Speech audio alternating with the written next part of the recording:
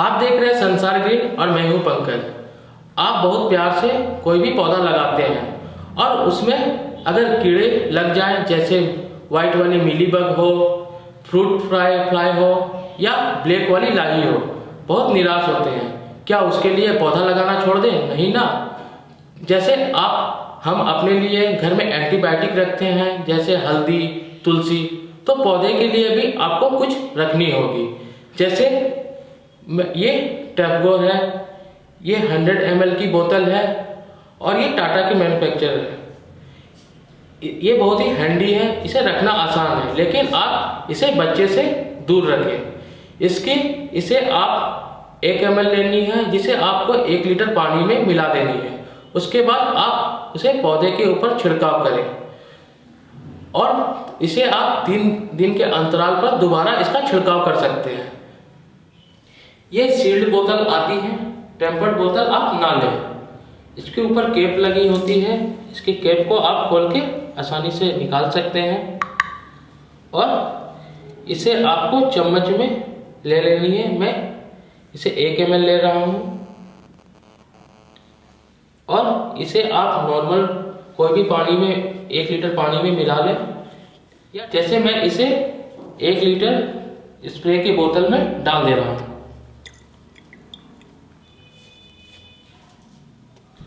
अब मैं इसकी कैप को लगा दे रहा हूँ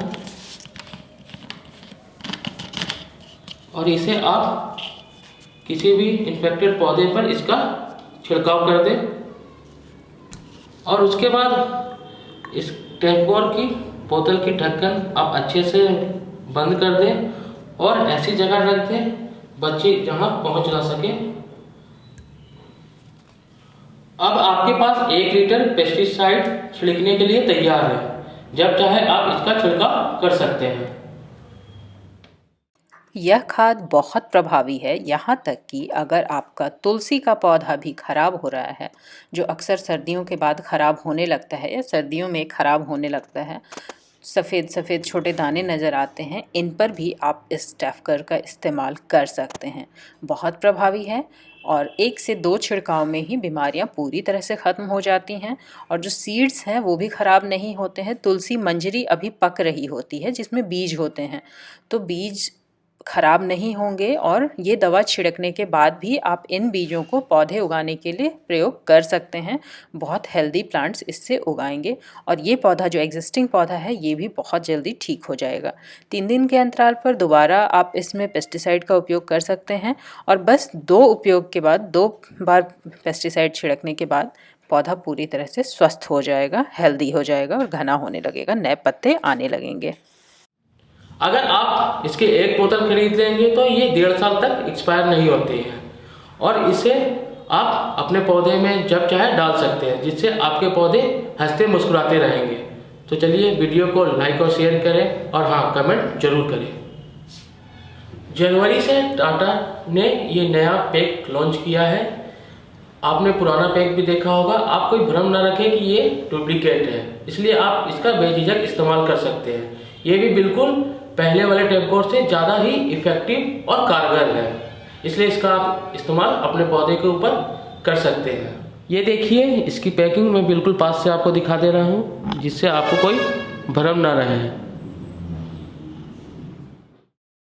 अगर आप रासायनिक कीटनाशक से परहेज करना चाहते हैं और आपके आसपास नीम का पेड़ है, तो फिर आप नीम के पत्तों से भी जैविक कीटनाशक बड़ी आसानी से बना सकते हैं।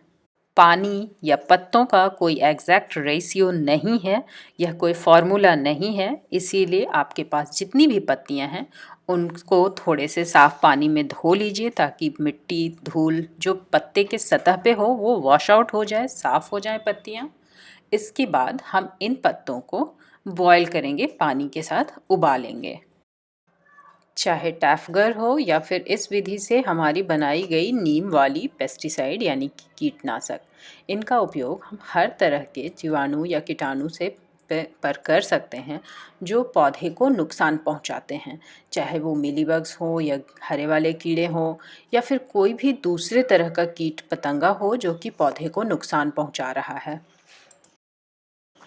पत्तों को धो चुकने के बाद हम इन्हें थोड़ी देर के लिए धीमी आंच पर बॉयल करेंगे। धीमी आंच इसलिए ताकि पत्तों में मौजूद सारे ही कीटाणुनाशक गुण जो हैं वो धीरे धीरे रिलीज़ होकर पानी में मिल जाएं। चलाने के लिए हम मेटल या वुडन स्पून का इस्तेमाल कर सकते हैं। लकड़ी के चमचे ज़्यादा अच्छे होते हैं क्योंकि वो किसी भी तरह का रिएक्शन नहीं करते हैं किसी भी कीटाणुनाशक से।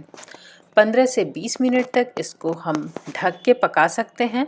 ऐसा करने से पत्ते सॉफ्ट हो जाएंगे। आप अंदाज़ा इसी से लगा लें, पत्ते थोड़े नरम हो गए हैं, इसका मतलब कि उसके सारे गुण पानी में घुल चुके हैं। अब हम इसमें लिक्विड डिटर्जेंट जो बर्तन धोने के लिए इस्तेमाल करते हैं 1 छोटा चम्मच मिक्स करेंगे। थोड़ा सा नीम ऑयल अगर है वो भी आप डाल सकते हैं और ये हमारा कीटाणुनाशक रेडी हो जाएगा। आप 2 तरीके से इस कीटाणुनाशक का इस्तेमाल कर सकते हैं। किसी सूती कपड़े को इस लिक्विड में गीला कर लें और उससे पत्तों को पोंछ सकते हैं, पर यह छोटे पौधों के लिए सही नहीं है। रबर प्लांट जैसे बड़े पत्ते वाले पौधों के लिए यह तरीका सही हो सकता है, लेकिन बाकी पौधों के लिए तो इसे स्प्रेयर में डालकर इस्तेमाल करना ही सही तरीका है, जिससे कि पूरे पौधे पर कीटाणुनाशक अच्छे तरीके से पहुंच जाएगा और पौधे आपके वापस से स्वस्थ होने लगेंगे, हेल्दी होने लगेंगे।